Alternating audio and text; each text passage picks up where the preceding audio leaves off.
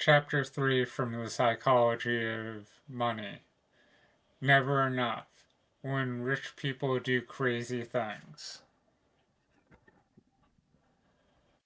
John Bogle, the Vanguard founder who passed away in 2019, once told a story about money that highlights something we don't think about enough. At a party given by a billionaire on Shelter Island, Kurt Vonnegut informs his pal, Joseph Heller, that their host, a hedge fund manager, had made more money in a single day than Heller had earned from his widely popular novel Catch 22 over its whole history. Heller responds, "Yeah, but I have something he will never have. Enough. Enough." I was stunned by that simple, eloquent uh, eloquence of that word. Stunned for two reasons. First, because I have been given so much in my own life, and second, because Joseph Heller couldn't have been more accurate. For a critical element of our society, including many of the wealthiest and most powerful among us, there seems to be no limit today on what enough entails. It's so smart and so powerful. Let me offer two examples of the danger of not having enough and what they can teach us. Racha Gupta was born in Kolkata and operated as a teenager, or orphaned as a teenager. People talk about the privileged few who began life on third base. Gupta couldn't even see the baseball stadium. What he went on to achieve from those beginnings was simply phenomenal. By his mid 40s, Gupta was CEO of McKinsey, the world's most prestigious consulting firm.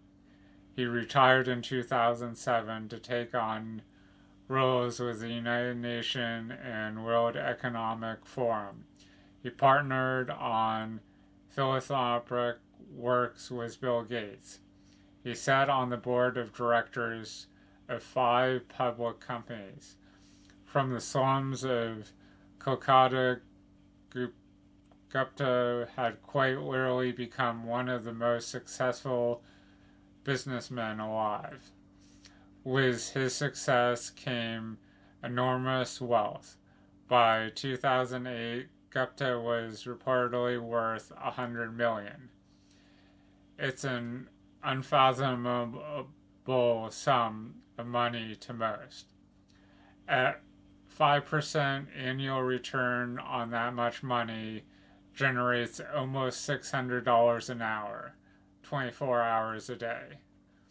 He could have done anything he wanted in life. And what he wanted, by all accounts, wasn't to be a mere Sena millionaire. Rajat Gupta wanted to be a billionaire, and he wanted it badly.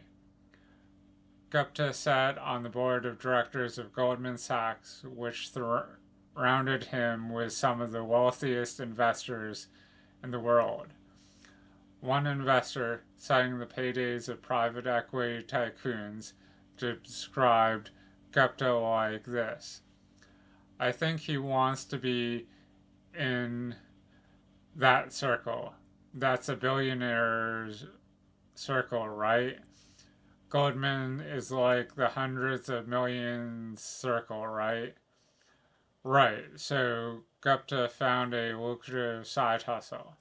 In 2008, as Goldman Sachs started at the wrath of the financial crisis, Warren Buffett planned to invest $5 billion into the bank to help it survive. As Goldman board member, Gupta learned of this transaction before the public. It was valuable information.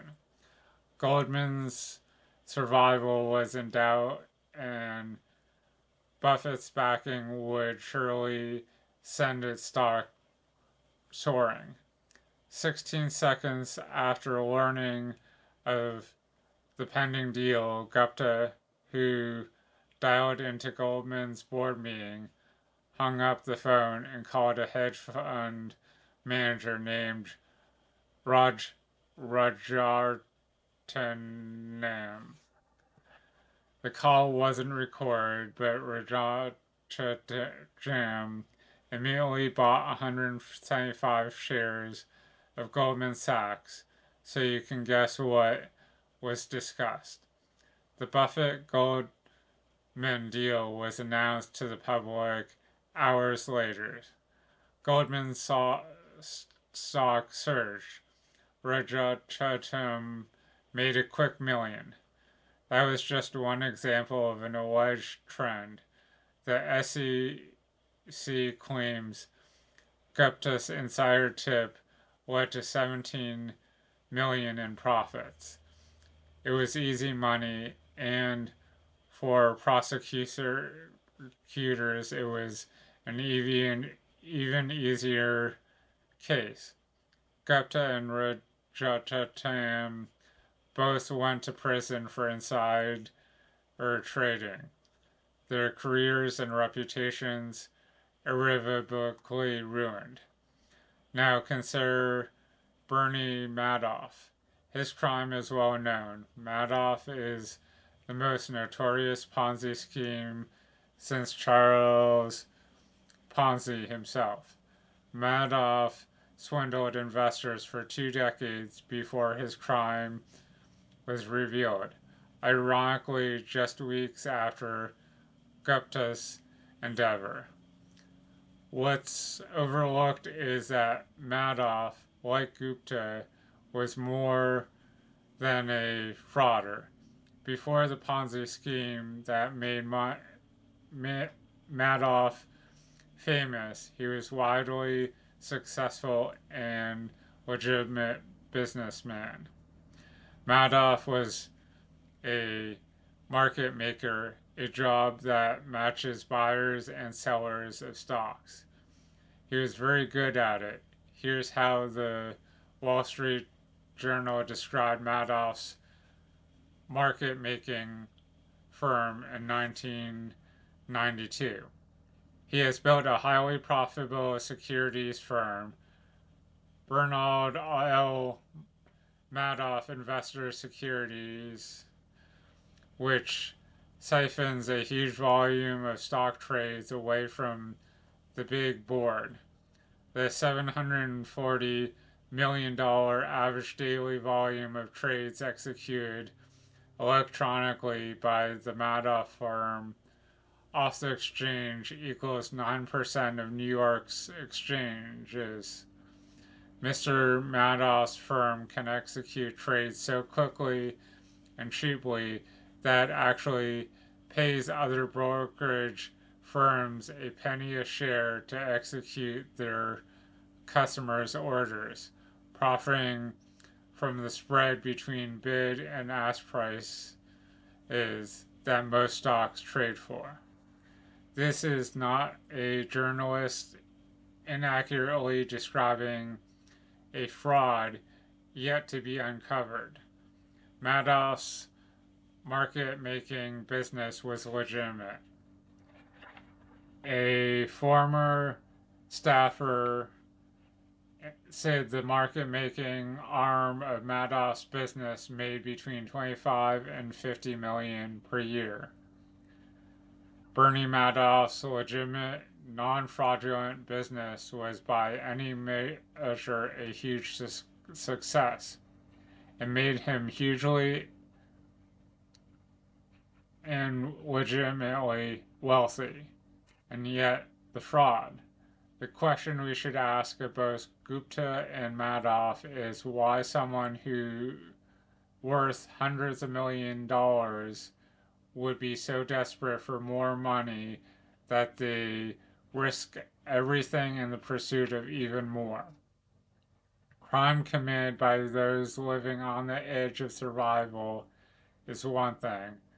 A Nigerian scam artist once told the New York Times that he felt guilty for hurting others, but poverty will not make you feel the pain. What Gupta and Madoff did is something different. They already had everything: unimaginable wealth, prestige, power, freedom. And they threw it all away because they wanted more. They had no sense of enough. They are extreme examples, but there are non criminal versions of this behavior. The hedge fund long term capital management was staffed with traders personally worth tens and hundreds of millions of dollars each, with most of the wealth invested in their own funds. They took so much risk in the quest for more than they managed to lose everything in 1998, in the middle of the greatest bull market and strongest economy in history. Warren Buffett later put it, to make money they didn't have and didn't need, they risked what they did have and did need. And that's foolish. It's just plain foolish. If you risk something that is important to you for something that's unimportant to you, it just does not make any sense. There is no reason to risk what you have and need for what you don't have and don't need. It's one of those things that's as obvious as it is overlooked. Few of us will ever have $100 million, as Gupta or Madoff did, but a measurable percentage of those reading this book will at some point in their life earn a salary or have a sum of money sufficient to cover every reasonable thing they need and a lot of what they want. If you're one of them, remember a few things. One, the hardest financial skill is getting the goalpost to stop moving, but it's one of the most important. If expectations rise with your results, there is no logic in striving for more because you'll feel the same after putting in extra effort. It gets dangerous when the taste of having more money, more power, more prestige, increases ambition faster than satisfaction. In that case, one step forward pushes the goalpost 2 steps ahead. You feel as if you're falling behind, and the only way to catch up is to take greater and greater amounts of risk. Modern capitalism is a pro at two things: generating wealth and generating envy. Perhaps they go hand in hand. Wanting to surpass your peers can be the fuel of hard work. But life isn't any fun without a sense of enough. Happiness, as it said, is just results minus expectations. 2. Social comparison is a problem here. Consider a rookie basketball player who earns $500,000 a year. He is by any definition rich, but say he plays on the same team as Mike Trout, who has a 12-year, $430 million contract. By comparison, the rookie is broke. But then think about Mike Trout. $36 million per year is an insane amount of money, but to make it on the list of the top 10 highest paid hedge fund managers in 2018, you need to earn at least 340 million in 1 year. That's who people like Trout might compare their incomes to. And the hedge fund manager who makes 350 million per year compares himself to the top 5 hedge fund managers who earn at least 770 million in 2008. Those top managers can look ahead to people like Warren Buffett, whose personal fortune increased by $3.5 billion in 2018.